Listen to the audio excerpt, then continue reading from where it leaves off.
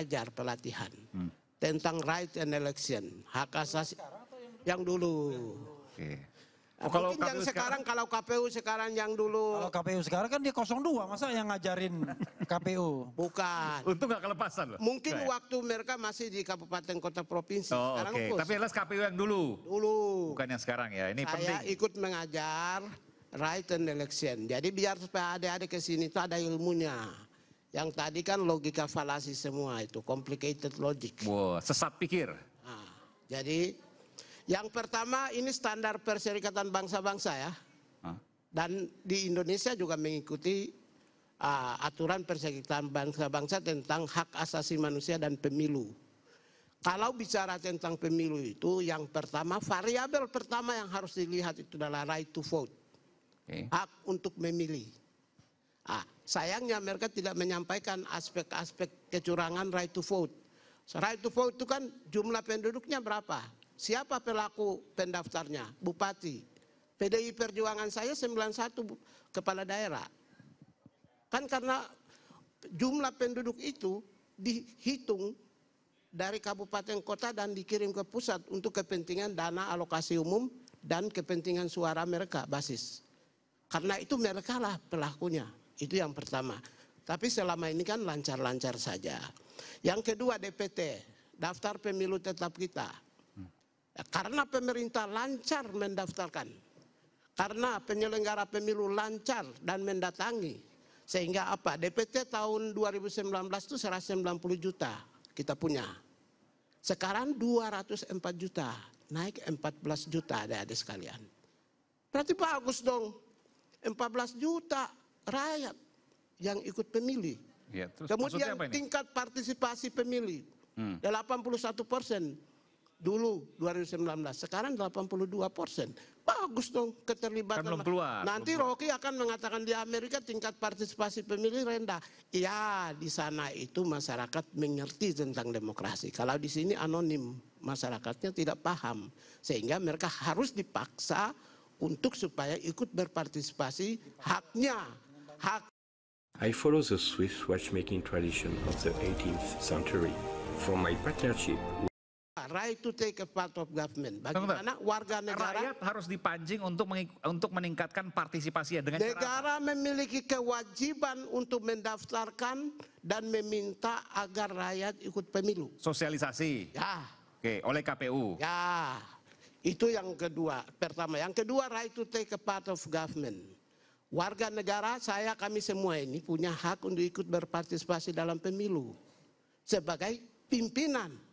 Tapi negara sudah close, yaitu kalau Anda mau menjadi pimpinan, ada instrumen rekrutmen pimpinan, yaitu partai politik. Hanya melalui partai politik Anda bisa jadi presiden.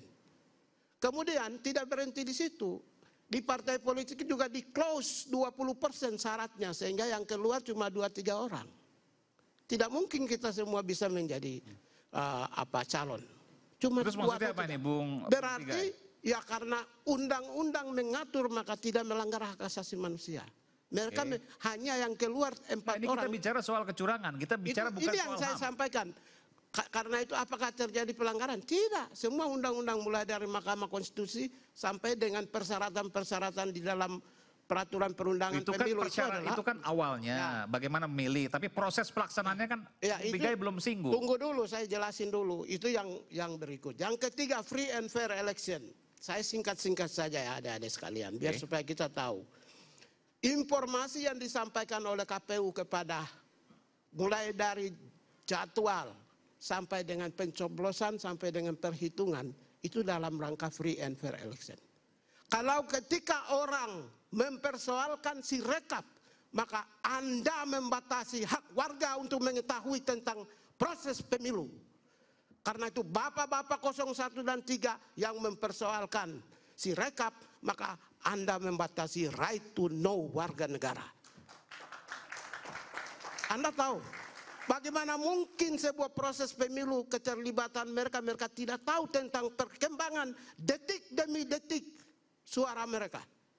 Anda tidak mau Sirekap dianggap bermasalah. Oke, itu teknik. Tapi jangan menghilangkan Sirekap karena itu Anda membatasi hak rakyat untuk mengetahui. Kan yang meminta tentang membatasi KPU perkembangannya. sendiri, meminta dihentikan karena ada permasalahan di Tapi kan media-media juga mendrive, para ahli juga sama. Semua yang kita semua itu menyatakan menghentikan. Itu yang berikut. Yang kedua, Sirekap ini penting. Disinformasi ini. yang kedua, saya jelasin dulu nanti sebentar batasi. Ya, oke. Yang berikut, katanya itu ada perintah Presiden, ada perintah TNI Polri. Begini, Presiden di dalam konteks pelanggaran dan kejahatan itu perintahnya ada dua. Tertulis atau lisan. Mana tertulisnya bos? Yang ada PDI Perjuangan di Sorong itu. Sudahlah. Perjuangan ke sana mukanya, jangan ke sini. Oh ya maaf. Yang ada di Sorong itu, yang bupati dengan lembaga intelijen itu baru perintah tertulis. Mana ada perintah dari Jokowi, ada Prabowo sebagai Menteri Pertahanan atau Panglima TNI atau Kapolri untuk memenangkan seseorang. Karena itulah namanya mens rea-nya ada di situ. Karena kejahatan sistemik itu adalah commander responsibilities, bukan individual responsibilities. Tanggung jawab komando. Kalau tidak ada perintah tertulis atau lisan, tidak bisa. Jokowi juga hanya terbatas pada presiden juga bisa kampanye. Toh. Itu bukan perintah. Itu yang berikut. Jumlah partisipasi 82% sumbernya mana? Saya cari dari tadi. Ya karena kamu nggak ikut. Lah enggak, saya cari di Google. Nanti itu saya target sampaikan, KPU. kamu diam dulu. Mau bicara seperti itu, Anda begini, itu datanya dari tadi ngawur. Datanya dari ini, tadi Anda ngawur gitu. Ini saya mau Satu bicara. saya tanya itu, 82% ya. Turnoutnya untuk pemilu sekarang sumbernya dari mana? Ya ada, sabar. Sumbernya dari mana? Sabar. Loh gimana? Partisipasi pemilu itu ketika orang Selesai coblos, penghitungan nanti baru ketahuan. ketika orang coblos bukan perhitungan, Anda itu tidak pernah ikut di dalam penyelenggaraan pemilu. 82% pemilih Indonesia dari mana sumbernya? Saya tanya, di mana sumbernya? Saya ketua tim pemantau Dari mana sumbernya? Ketua tim Yang saya cari barusan itu target KPU tahun ini 82% untuk pemilih. Itu kamu sudah ngomong. Itu target, Udah bukan itu, hasil. Bos. Gimana? Anda Berarti membedakan kan aja Anda data sudah nggak benar. ngomong. Loh, itu target, bukan hasil. Gitu, beda. Kalau anda tidak mengerti sistem, Pak Pigai, hasil pemilu Begini. belum diumumkan. begini, Nanti kalau baru anda diumumkan tidak 2%. mengerti sistem, Ngawur Anda. jangan asal ngomong. Itu yang namanya logika falasi. Lah, gitu. Tuh, Siapa yang baru logika yang falasi? berikut Bung Pigai, siapa yang logical fallacy semua, atau sesat pikir? semua. Semua. Nggak boleh hanya satu. Ini teman saya. Bung Termasuk Pak Pigai, Pigai tapi ya? nggak sesat pikir nih? Saya tidak. Oke. Baru variabel yang keempat itu money politics. Begini, kalau money politics itu bukan uang negara. Saya mau sampaikan, uang partai politik atau kandidat. Mana uang kandidat dan partai politik? Coba tunjukkan. Kalau uang negara itu dalam hak asasi manusia di preambul pertama itu menyatakan bahwa the state obligation fulfill on human right, yaitu hak warga negara untuk mendapatkan pelayanan sandan, pangan, dan papan. Karena itu bantuan sosial adalah hak negara, memiliki kewajiban untuk mensejahterakan rakyat dalam bentuk sandan, pangan, dan papan. Itu uang negara, bantuan sosial.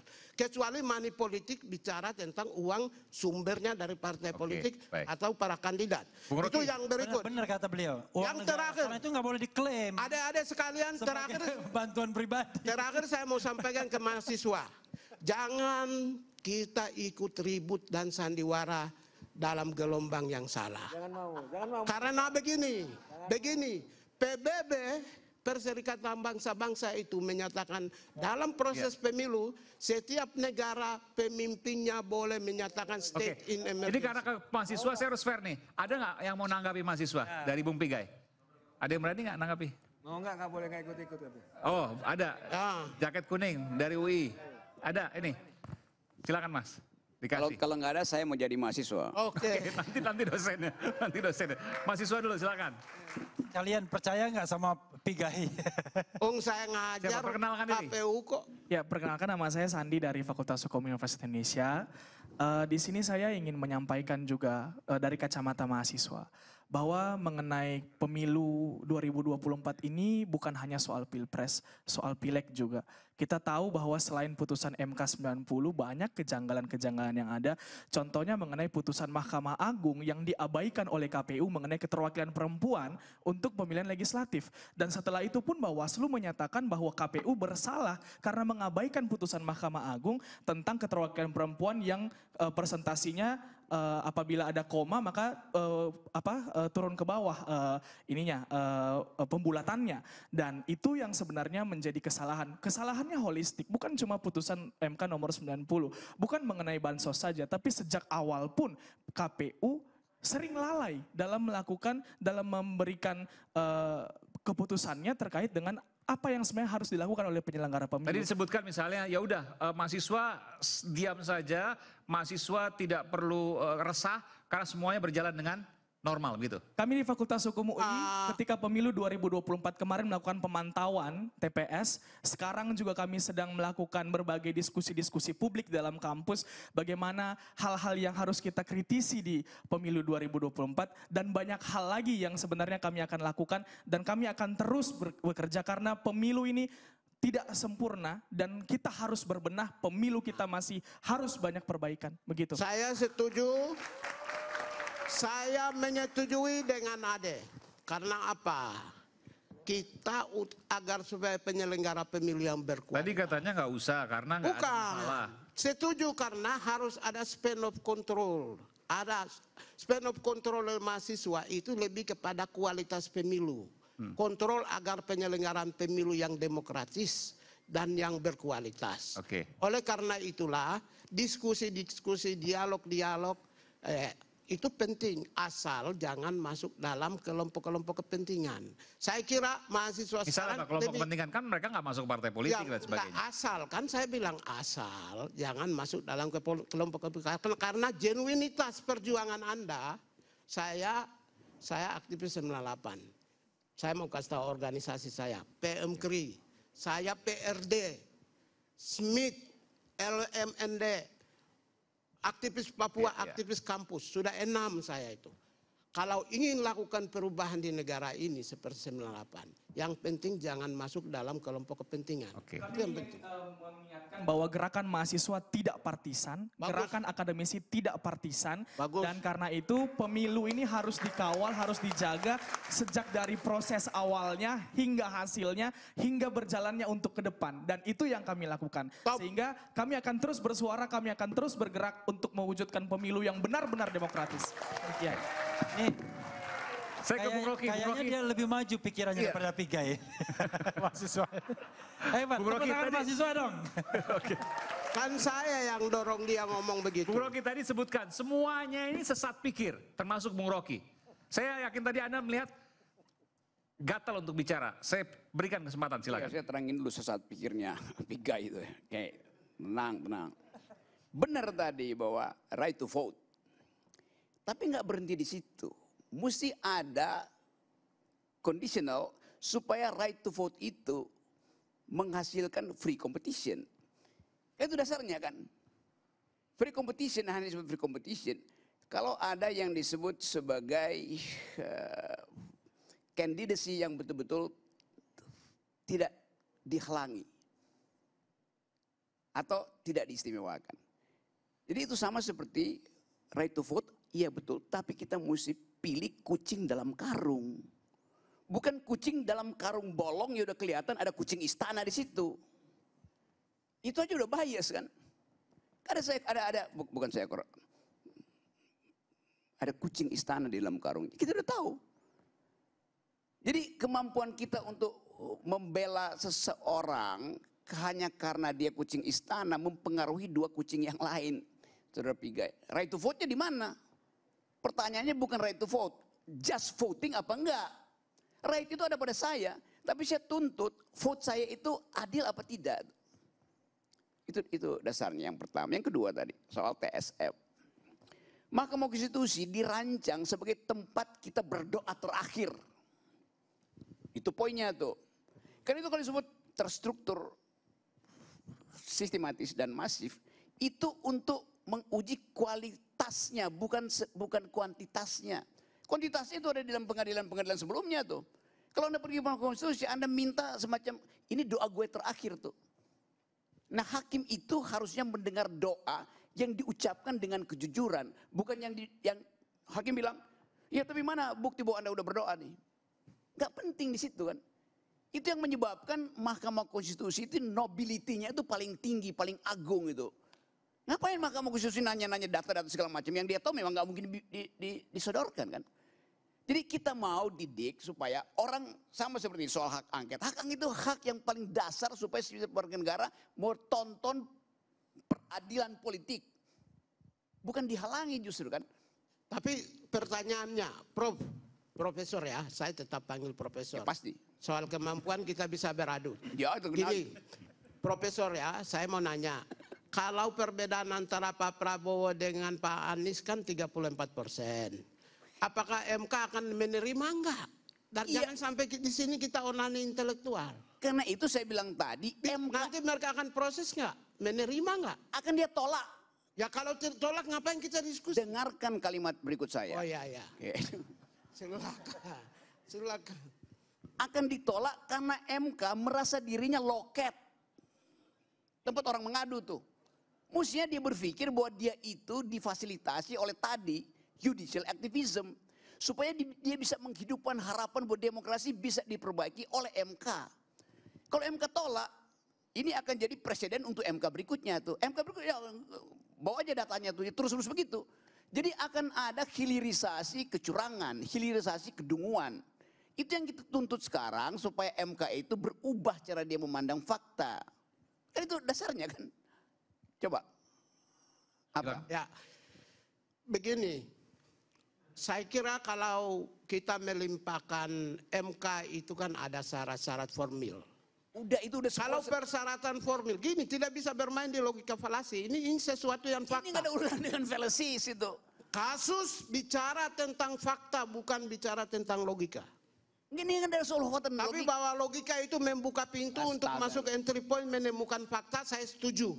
Gini ya, Saudara Pigai. Saya setuju. Iya kalau udah setuju ngapain Kalau bantah saya? secara fakta ternyata terbukti aspek formilnya tidak terpenuhi di MK, kemudian tertolak langsung, maka Itu strategi. artinya, karena itu saya bilang tadi, MK menempatkan dirinya sekedar sebagai loket.